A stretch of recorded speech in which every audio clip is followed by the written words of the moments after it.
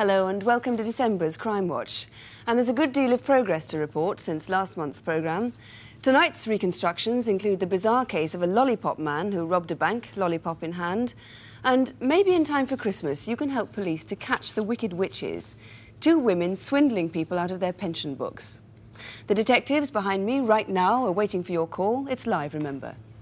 These are the officers investigating the cases tonight. All you need do is to watch the reconstructions we've made and see if there's anything or anyone you recognise. And if there is, here's the number, 01811 8055. We'll repeat that number and give you local ones as the programme goes on. On average, about one Crimewatch case in every 6 results in an arrest because of information from Crimewatch viewers. And a similar number end up being solved by ordinary detective work. Paradoxically, though, the more progress in a case, the less we're allowed to report. That is, until there's been a conviction or an acquittal. At the moment, in Surrey, a man is detained awaiting trial, charged with the murders of Alison Day, Anne Locke and Marty Tamboza. We've shown reconstructions of all 3 crimes, and the inquiries were linked together with the help of a pathologist who spotted similarities and phoned in. The man in custody was arrested during a painstaking process of elimination. When he comes to trial, one of the key witnesses may be a Crimewatch viewer who, until she saw the programme, had no idea that she might have been able to help. In Brighton, a man is in custody charged with the murders of the schoolgirls Karen Hadaway and Nicola Fellows. His arrest did not result from our Crimewatch reconstruction. But in Peterborough, a man was arrested the day after last month's programme after 3 viewers called in and named him. They rang from an area of the city where police believe an 8-year-old boy was taken and kept overnight. The man has been charged with the abduction of the boy, who comes from Lincoln, and he'll be committed for trial on the 5th of January. The boy, incidentally, was unharmed. Last month, we reconstructed a series of hold-ups around Darlington and Stockton by a lone man armed with a shotgun. You might remember he was a dab hand at mechanics and he tuned up stolen cars to perfection to make his getaway. 260 viewers rang in with so much important information that detectives have had to put it all on computer. Several people have been questioned and eliminated, but the police now say that as a result of Crimewatch, they have a new and very active line of inquiry. Last week, there was an arrest in South London over the murder of Lorna Hales. Again, Crimewatch did not produce the breakthrough. Police appealed for anyone who'd ever known Lorna to call in, and 72 people have already done so. Please do if you knew her. Eventually, though, detectives charged a man who was already known to them. He appeared in court this morning and has been remanded in custody. And a man has been convicted and sentenced to life imprisonment for a crime we covered back in January. The murder of Bronwyn Nixon, a hotel owner in the Lake District. This man, David Wynne Roberts, was wanted for questioning right from the start because he lived with one of Mrs. Nixon's staff, but he disappeared just before the killing. David Roberts saw his picture on Crimewatch, and that same evening he walked into Chiswick Police Station in West London, accompanied by a solicitor, and claimed he was innocent. But meanwhile, 5 other viewers had called in to say they'd recognised Mr. Roberts travelling between Blackpool and the hotel in Ambleside in the Lake District at about the time of the killing. What's more, because of the speed of the arrest, police were able to recover crucial evidence which would otherwise have disappeared. It was a red cashmere scarf, and at the trial, forensic scientists argued that the fibres were identical to fibres found on Mrs. Nixon's body. The first of this month's reconstructions is of a crime that you may have read about. Indeed, you may have thought that it was solved. It's been in the news quite a bit. It's about 2 girls from the same school in Leicestershire who were both 15, both sexually assaulted and both murdered. But there were 3 years between the killings. The first was a notorious unsolved crime called the Black Pad murder after Black Pad Lane, where the body was found. The victim was Linda Mann, and her mother made a prophetic appeal for public help. If anybody knows anything or saw anything, they must come forward and help, because it can only happen again. On Thursday, the 31st of July this year, it seemed as though it had. Not far from where Linda had been strangled, Dawn Ashworth died in broadly similar circumstances. Suspicion fell upon a 17-year-old youth who lived locally. He was arrested, and in a tape-recorded interview, he made a statement and was charged with Dawn's murder. But with nothing to link that suspect with the earlier crime, police used for the first time in criminal history a complex forensic test known as DNA or genetic fingerprinting. The results were conclusive, but not what detectives had expected. And 4 weeks ago, they called a press conference. Those tests which were carried out did not implicate Mr. Buckland in the death of Linda Mann. The results of the tests indicate that a person, as yet unknown, was involved in the deaths of the two girls. In other words, whoever sexually assaulted Dawn Ashworth was involved in both murders, and unless he's caught quickly, he could endanger someone else. What follows is a reconstruction of Dawn's final afternoon in her home village, Enderby, near Leicester. It's summer holidays, and Dawn is helping out at the village newsagents. You got my wages? Yes, there you are. Thanks so much for helping me. Have a nice holiday, and don't forget to send me a postcard. I won't. Bye. Okay, bye, love. Bye. Ta-da. This week's wages were especially welcome. Dawn and her family were off to Norfolk for their holidays. Dawn was a cheerful, bubbly girl, about to start in 5th form at the local grammar school. At 15, she wasn't yet much involved with boyfriends, but had a school friend whom she planned to see that night. She had the opportunity, being in the newsagents, to buy every new magazine that was available. And this really was what her money went on, clothes and her look. And she was changing and blossoming, really, from day to day. That Thursday, Dawn was going to the next village to see her friend. But her parents were also going out, so Dawn agreed to stay behind and look after her younger brother. Since the friend, Sharon, wasn't on the phone, she set off to tell her she wouldn't be free that night. Bye, Mum. I'll be back by 7.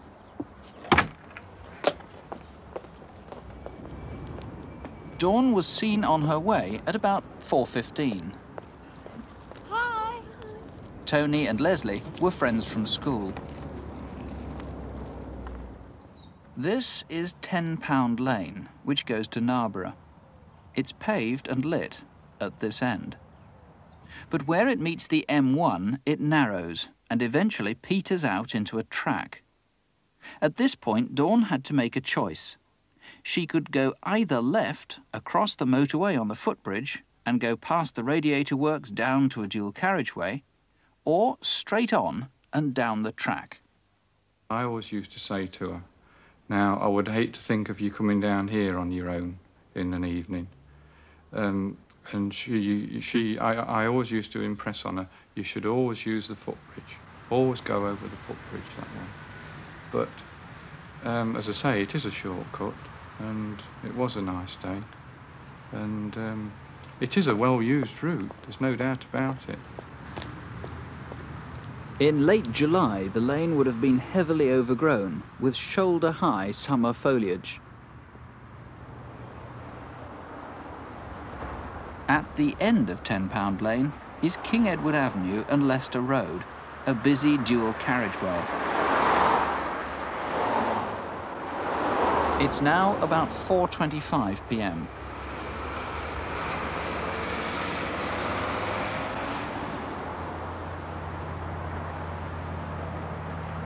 Through the hedge, and Dawn would have been straight into Carlton Avenue, where Sharon lived.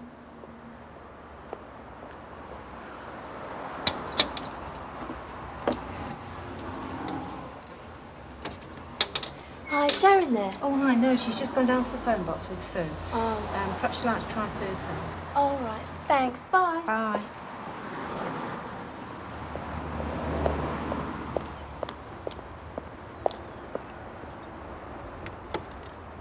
Hi, is Sue and Sharon there? I'm sorry, love, they're not here. They've Oh. probably gone for a walk to the village. Why don't you go and look for them? All right then. Thanks. Bye. Bye. Mrs. Alsop is the last person we know who spoke to Dawn, though from the kitchen in number 8, Mrs. Walker saw her pass by. It seems Dawn decided not to go searching in the village, but to head straight home. A motorist saw someone who looked like Dawn going back across the dual carriageway towards 10 Pound Lane. The time was now 4:40. From here, it's 15 minutes walk to home. It was a lovely July late afternoon, though there was a shower at about this time. Dawn got within 100 yards of where the track becomes an open pathway.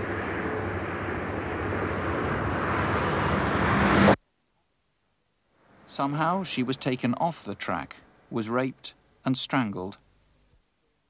Two separate events suggest Dawn died between 5 and 5:30, the time she should have reached her home.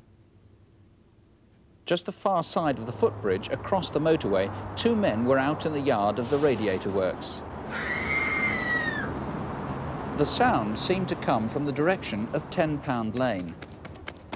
At 5:30, two motorists saw a man run across the road from 10 Pound Lane. They had good reason to remember him. At the top of that embankment is the M1.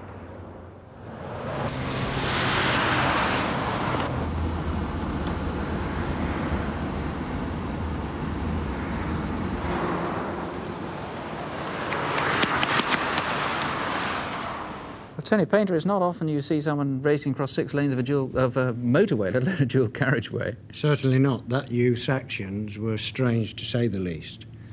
6 lanes, just short of junction 21 on the M1, which is the turn for Leicester. A pretty distinctive youth, about 20 years of age, late teens at least. He was 5'10", quite athletic to get up that embankment as he did. And has been described by the witnesses. If anybody saw him at all running across the M1, junction 21, you want them to call you? Certainly. Now, there was another guy apparently seen pushing a motorbike on the dual carriageway, not on the B4114. Yes, this is the dual carriageway that the youth had run across to get to the bridge, and he must have come down the other side of the M1, and we believe that the motorcyclist who was pushing his cycle along the pathway prior to that bridge could possibly have seen the youth when he came off the M1. Now, as the name implies, Crimewatch UK is a national programme, but to be blunt about it, it does seem quite likely, doesn't it, if not almost certain, that this killer is a local man. There are certain aspects of both the incidents that would tend to lead to that supposition, yes. That being the case, there must be husbands who are suspected by their wives. It's a tragic circumstance, but there must be people who have suspicions about sons, about husbands, about cousins. Yes, we understand that. And my appeal tonight is that the decision to let me know that they suspect a relative is an extremely hard one to make. But we've now had 2 murders in 3 years, and there's a distinct possibility that this man may strike again. And I ask any person who is shielding or suspects that a relative is involved to take that into account and to let me know. I'm sure that probably someone will have suspicions and they may be unfounded, but I wish to assure them that the information they give us will be in the strictest confidence. Superintendent Painter, thank you very much indeed. If there is anything you can do to help, please ring us right now. The number in London is 01811 8055. That's 01811 8055. Or you can ring the incident room at Enderby. That's on 0533 482 400. That's 0533, the code for Leicester, 482 400. It leaves a tremendous gap. It's not only a daughter that we've lost, but personally I've lost a very good friend, and that's what I'd brought her up to be, so that she could come to me with anything at all. And it's that friendship, really, that I miss more than anything. Dawn Ashworth's mother, please do help if you can. Well, now for Incident Desk, where we invite police officers to appeal to you directly. Tonight, news of arrests in Liverpool in a fraud case, how a stolen speedboat made its way home to Aberdeen, and in Hampshire, the show dogs who've been kidnapped from their kennels. Here are Constable Helen Phelps and Superintendent David Hatcher. First news from last month. £36,000 worth of travellers' cheques were stolen in Hartlepool and cashed at banks from London to Glasgow. Following calls to the programme, a man has been arrested in Liverpool. We're still anxious to identify this man, though. We think he comes from Merseyside, but he might be anywhere in Britain now. And you may remember that last month they had me outside Television Centre in the pouring rain with a speedboat similar to one stolen from near Aberdeen. Well, it was worth it. 6 days after the programme, a viewer found the boat in woods near Blaydon, as in the races. It's now back with its owner in Scotland, who's delighted. He's just hoping the trailer and engine turn up soon so that he can actually use the boat again. Our first case this month is a murder in North London. Thomas Walker, who's 61, lived alone in Holloway. On Tuesday, September the 9th, someone got into his home, beat him up and tied him to a chair with lamp flecks. As a result, Mr. Walker died of a heart attack. That afternoon, a neighbour saw a man talking to Mr. Walker on his doorstep. He was in his early 20s, stocky and with brown hair, and he's never been traced. The other clue comes from this lamp. Forensic experts took a photograph of a shoe print from the base of it. We now know that that print is from a size 6.5 high-tech Gold League squash shoe, and it was a fairly new one. Now, High-Tech sell thousands of these a year, but one of their wholesale outlets, South Sun and Whitcomb in North Down Street, is just at the bottom of Caledonian Road, where Mr. Walker lived. Detectives believe that there's just a chance that the killer may have bought his shoes direct from that warehouse, because since August, they have sold just 10 pairs direct to the public, and 3 of them were size 6.5. It's a long shot, but if we could trace the 10 people who bought Gold League squash shoes from South Sun and Whitcomb, it could be crucial. Next, a massive series of cheque frauds which have lasted 5 years, covered 7 counties and cost the banks and indirectly their customers £1.5 million. Already 33 people have been charged in connection with some of these offences. Since 1981, more than 800 cheque cards have been stolen, mainly in the southern counties and often at popular beauty spots such as Beachy Head, the South Downs and Windsor Great Park. The thefts have often been in car parks and from cars where there's a handbag or case visible. The cheques were generally cashed in small shops in London. As part of this operation and the inquiry into a number of other serious offences, we'd like to speak to this man. He's Paul Cassidy. This was taken on a recent holiday on the Costa del Sol. He uses a variety of surnames, including Wilson, Wigley, Goddard, Lowe and Edwards, and this is him in a London hotel. Paul Cassidy is dangerous. If you see him, don't approach him, and if you know where he is, ring us now. And a miserable crime next. 2 weeks ago, a caravan was stolen from outside this house in Aylesbury. The caravan belonged to Barry and Adele Crane, who are both permanently confined to wheelchairs. Caravanning was the only way they could take a holiday alone. Over the last 10 years, they've been all over the country and abroad to France and Belgium. The caravan that's been stolen was a new one, an Award TriStar. It's cream with blue coach lines and bubble windows. There's a chassis number. And it had a couple of unusual features, since the Cranes made special alterations. The door had been made wider, and they'd converted the inside to take a wheelchair. The Cranes told us that with 2 years of repayments still to go, they now won't be able to get away in 1987 or 1988. We found that speedboat last month, so give us a call if you have any ideas about the caravan. Finally, an unusual but growing crime. For some years now, there's been evidence that top show dogs are being stolen and shipped abroad. The specialist press has had some reports of a trade in show dogs to countries as far as Singapore and West Africa, and it seems some of them may well have been stolen. The thefts seem to fall into 2 categories. Guard dogs have been a particular target. This top-bred Rottweiler, K. Syrah Dark Harry, was stolen from Hertfordshire, but he was taken 2 months ago now, and the chances of finding him must be slim. But there was a theft of some show dogs, the other main victims, just 2 days ago.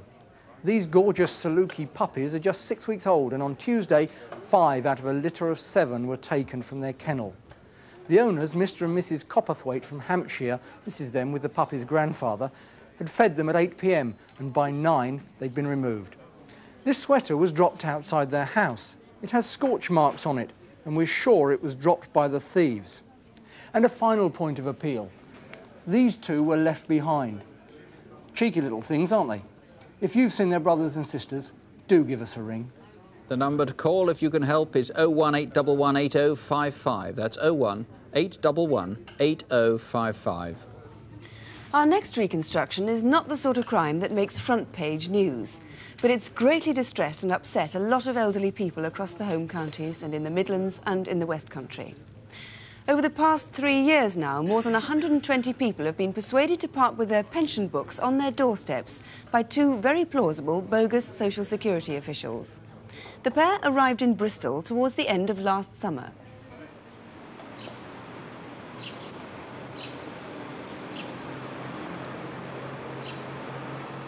Saturday, the 30th of August, the public library in the St George area of Bristol.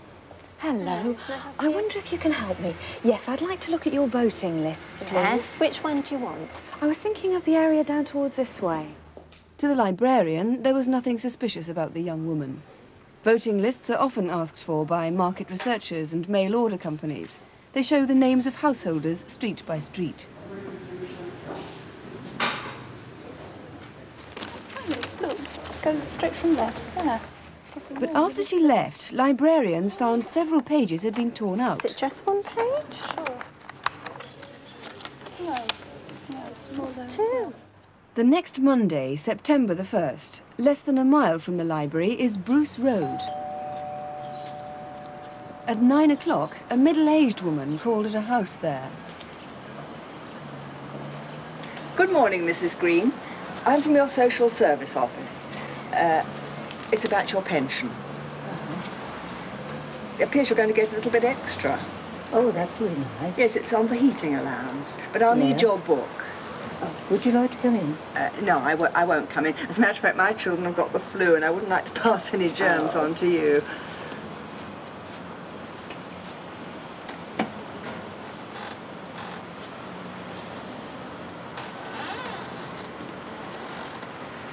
Thanks very much. I'll take this down to the office. You should get it back tomorrow, but anyhow, Wednesday at the latest. All right? Yes. Goodbye. 20 minutes later, a few streets away. Good morning, Mrs. Wilson.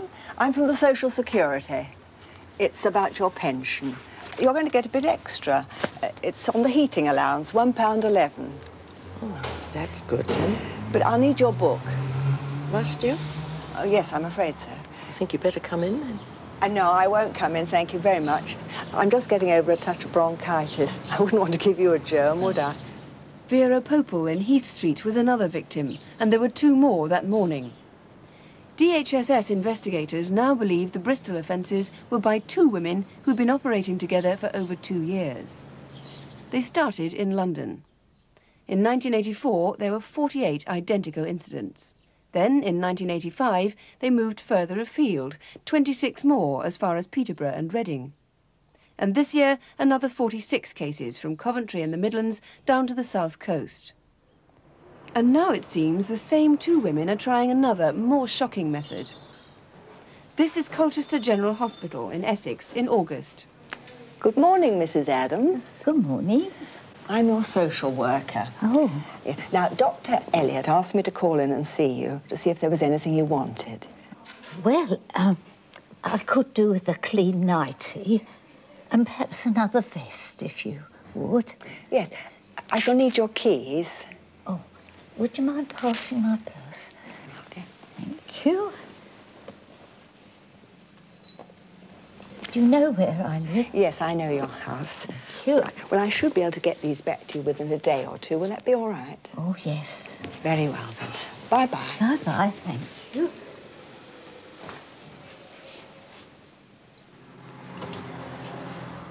A few days later, Mrs. Adams was too ill to remember exactly when, the woman was back. Mrs. Adams. Good morning. Oh. How are you today? Oh, not too good.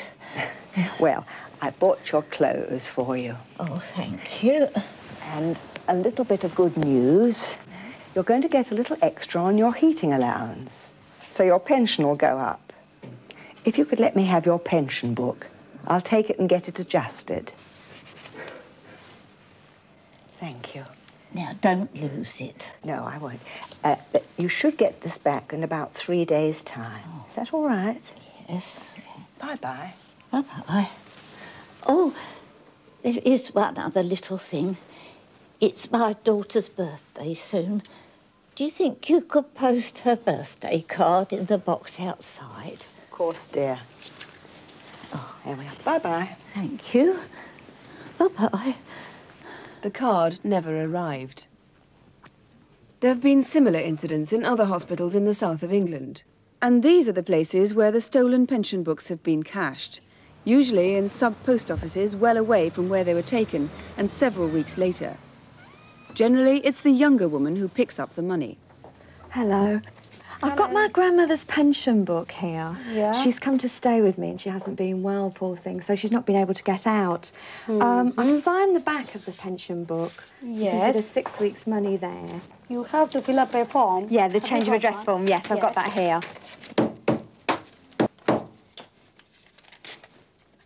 Right. That's 200. All right. 10, 20, 40.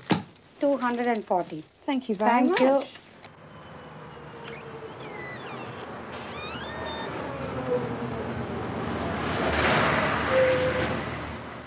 To date, the women have walked away with over £20,000.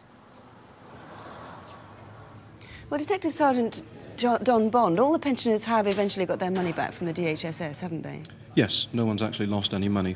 But of course, they've all been through quite a traumatic experience. They've grown up in an age when they trust people, and they now find that people aren't that trustworthy. They've been quite shocked by it all. Yes. When the keys to Mrs. Adams' house were taken when she was in hospital, nothing was taken, I gather, from her house? No, that's rather strange, that. They seem to have concentrated just on the pension book aspect. They took nothing at all from the house when they had opportunity to. Right, so all they're interested in is the pension books. Can we have their descriptions, the older woman, first of all? Yes, she's 40 to 55 years of age. She's described by a couple of the old ladies as having rather prominent teeth, often described as having a pale complexion, and on occasions been described as a Marjorie Proops look-alike. We have to bear in mind that they wear a number of different disguises and wigs, so it's slightly confusing. What about the younger woman? Yes, now she's generally described as mid-20s, 22 to 28 years of age. She's 5'3" to 5'5" inches tall, fair hair and slim build. Now, I gather you've just heard that an electoral roll has been stolen from a library somewhere in the Bradford-on-Avon area. Yes, that's right, in Wiltshire. In the last day or two, they've found that their electoral roll has disappeared completely from the library. It may be connected, it may be not, but it would certainly be worth people in Wiltshire being just a little bit more cautious. What are your main points of appeal to viewers? I think threefold. Firstly, to librarians to pay particular attention to people asking to see the electoral roll. Then to the post office staff to be, again, just a little bit more cautious with people who are saying that they've got elderly relatives staying with them temporarily and can they cash their pensions for 5 or 6 weeks. And then thirdly to the elderly ladies themselves. Just because someone knows your name, it doesn't necessarily mean they're authentic. They should always ask for an identification card. And then all three of those categories may well have seen a vehicle. It's important that we get whatever information we can on any vehicle. There's been no sightings as yet. A car number would be very useful, yes. Right. And remember, just because somebody comes to your door and knows your name, it doesn't mean to say you can trust them. Do always ask for identity. If you recognise either of those two women, remember they have a number of different disguises, please ring police here in the studio on 01811 8055, or you can ring the special number set up by the DHSS for this case, and that is 01403 2880. 01403 2880. Incidentally, if you are worried about confidence tricksters or generally feel vulnerable about strangers at your door, there are some simple precautions you can take. David and Helen now explain. The first and most obvious thing to say is do try and get to know your neighbours. Don't be too shy to ask them to keep an eye out for you. If they're unfriendly, then ask your local police to look out for you. When a stranger comes to your door, always ask to see identification. And if they give you a card, really read it and examine it. In fact, if you've got a phone, don't be too embarrassed to leave your visitors on the doorstep with the door shut while you ring to check up on them. And as you've just seen, you need to check on women as well as men. If you're not on the phone, ask any unexpected visitor to come back when you can have someone with you. And if strangers come offering to do odd jobs, my advice is thank them and send them away. Above all, if you have an elderly or vulnerable relative or neighbour, remember it's partly your responsibility if they become the victim of a crime. Make sure you see them or call them regularly. And if you see or hear anything suspicious, go and check. Call us. Don't ever feel you're wasting our time. There are, of course, lots of practical gadgets which can give you physical protection as well as a feeling of security. In terms of your front door, That means viewers and chains can put your caller on the defensive and make you feel much safer. It's always a good idea to be able to see your caller when the doorbell rings. This traditional spy hole viewer gives you a wide-angle image outside the door. This Cyclops viewer is more sophisticated. You don't have to peer through it to see your caller. Instead, an image appears on this small screen. And here's another type of viewer. It's actually a piece of one-way glass, but from outside, it looks like an ordinary door plate. However, for any of these viewers to be effective, you must have a light outside so that you can see visitors at night.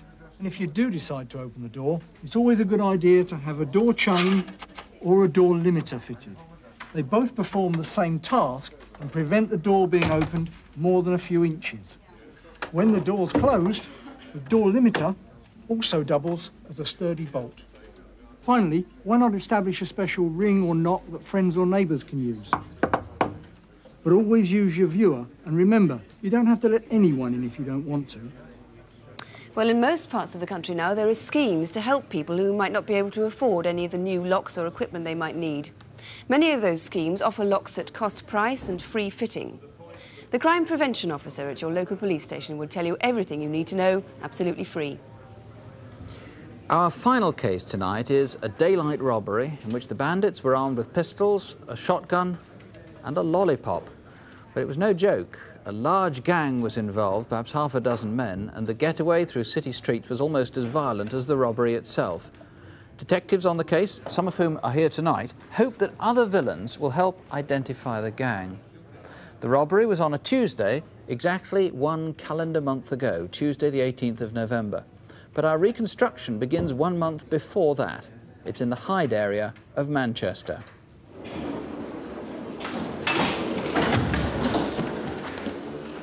Tuesday, October the 21st, Hyde Town Hall.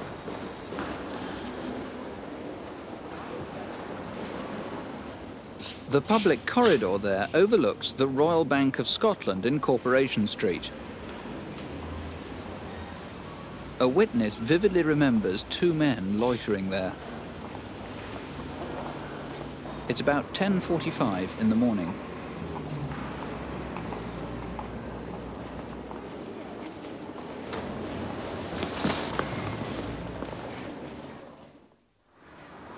Four weeks later, Tuesday the 18th of November. Detectives have pieced together 3 events that morning, each of which was very slightly unusual. This was 11:25 in Corporation Street, a couple of hundred yards down from the bank.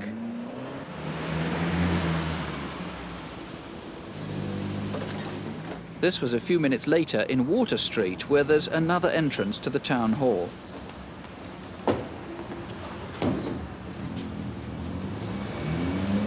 And finally, about a mile away, here in Raglan Street, between 10:40 and 11:40, at least 5 witnesses saw a motorcyclist. He seemed to be keeping an eye on 2 cars.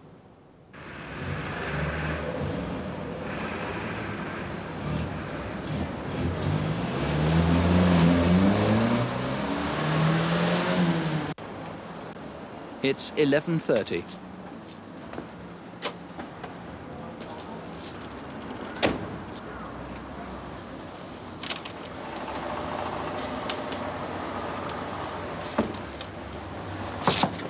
The total delivery was over £200,000. The coins went in first.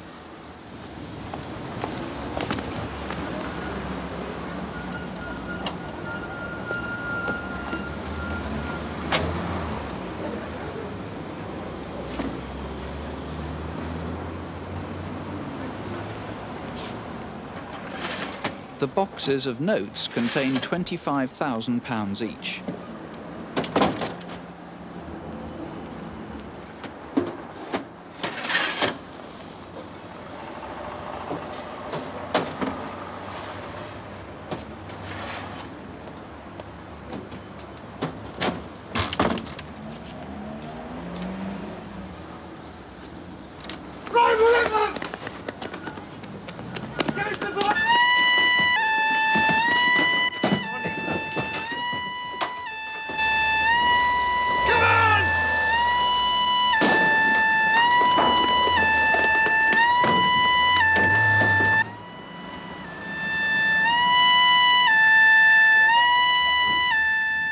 this man, Stephen Campbell, who's a builder, tried to keep up with the van to get the registration number.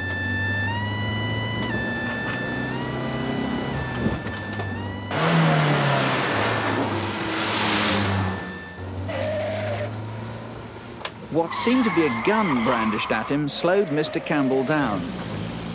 And another lorry found itself unwittingly involved. But the gang was prepared to prevent anyone following them.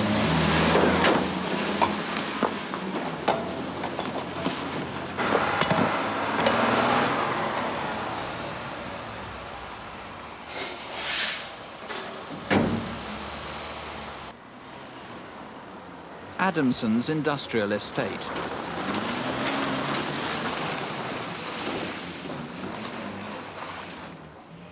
At the back of the yard, there's a bridge over the canal and a way out to Raglan Street, but it's only wide enough for one vehicle.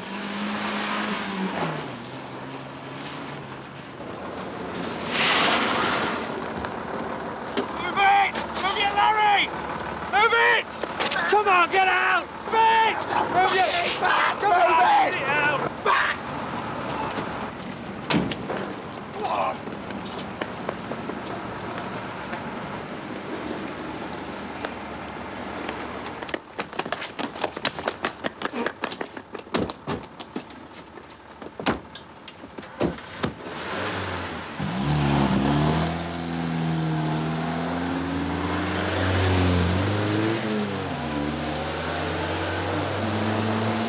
Is Hyde in Manchester. Tuesday the 18th of November, 11:30 in the morning, the Royal Bank of Scotland is on the corner of Corporation Street and Market Street. The getaway was down Corporation Street towards Great Norbury Street, away from the town centre, left into Great Norbury Street, right into Croft Street, through Adamson's yard, that's where they abandoned the van in the industrial estate, ran onto Raglan Street, picked up the getaway cars and made off there.